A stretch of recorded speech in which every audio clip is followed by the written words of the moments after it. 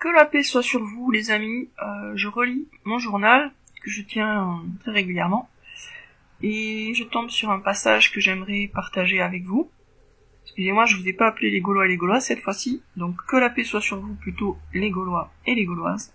Voilà donc un petit passage de mon journal que j'ai écrit, je vous dirai la date, même si c'est pas très important, le 27 novembre 2019. J'aimerais vous dire ceci. Rien n'est vraiment important, hormis Dieu. En d'autres termes, rien n'est vraiment important, hormis la colère ou l'amour de Dieu. Si vous faites la volonté de Dieu, vous goûterez à une sérénité que rien, absolument rien, ne peut remplacer. Même avec des problèmes par-dessus la tête, vous serez calme. Même en larmes, vous serez calme. Inversement, si tout va bien dans votre vie, mais que vous désobéissez à Dieu, que vous ne faites pas sa volonté, vous ne trouverez la paix nulle part. Nous devons comprendre que Dieu ne nous doit rien et que nous lui devons tout. En montant l'escalier invisible qui monte vers le paradis, nous prenons petit à petit conscience que notre appétit naturel de bonheur ne pourra être satisfait que par Dieu et pas maintenant, un peu plus tard.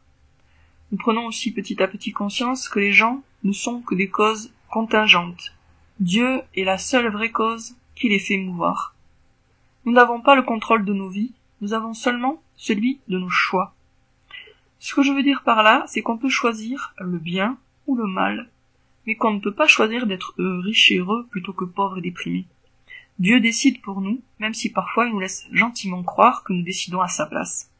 La seule véritable liberté que nous ayons est d'ordre moral. Allons-nous prendre le chemin du paradis ou celui de l'enfer? Ce choix-là nous appartient, les autres ne sont que des leurs. Voilà, puis tant qu'à faire, je vais continuer à vous lire des extraits de mon journal, des extraits choisis bien sûr, puisque tout n'est pas publiable pour l'instant. Alors un autre extrait, oui, cette fois-ci plus ancien, qui date du 29 septembre 2019.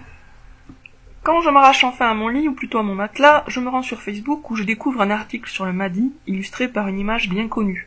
C'est celle-là qu'on trouve tout de suite sur Google. Le Mahdi, tout vêtu de blanc, chevauche un cheval aussi immaculé que lui. Son visage est si lumineux qu'il en est impossible à distinguer. Sa clarté le rend anonyme. Impossible de savoir à quoi il ressemble. Impossible de découvrir qui il est. Je lis. Un des rôles spirituels du Mahdi consistera à ramener l'islam à sa simplicité originelle, par-delà les méandres des élaborations théologiques qui se sont développées au fil des siècles. Je mets un cœur à l'article. Je suis moi aussi persuadé que le Mahdi ramènera l'islam à sa simplicité originelle, qu'il le débarrassera de la croûte malsaine qui s'est accumulée sur lui, telle des concrétions marines sur un coffre immergé depuis des siècles suite à un naufrage. Le coffre contient de précieuses émeraudes, mais personne ne sait plus où il est. La vérité originelle s'est perdue, le Mahdi va la repêcher au fond de l'océan. Il va libérer la foi islamique des détails insignifiants, des dogmes stupides, des interdictions aberrantes et des autorisations contre nature qui la souillent actuellement. Plus personne n'osera dire qu'il est licite d'épouser une petite fille ou d'ajouter une deuxième épouse à l'insu de la première. Plus personne ne prétendra que découper un bébé en rondelles est moins grave que se marier à la mairie. Plus personne n'affirmera qu'adorer quelqu'un ou quelque chose en dehors de Dieu constitue un péché plus grave que le fait d'assassiner un innocent.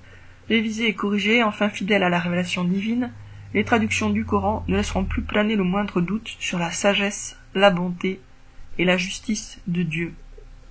Ces traducteurs ne restituent pas la parole de Dieu telle qu'elle est, ils la filtrent à travers ce qu'ils croient savoir, et ce qu'ils croient savoir est tributaire des oulémas du passé, aussi bien que de la pseudo-science moderne.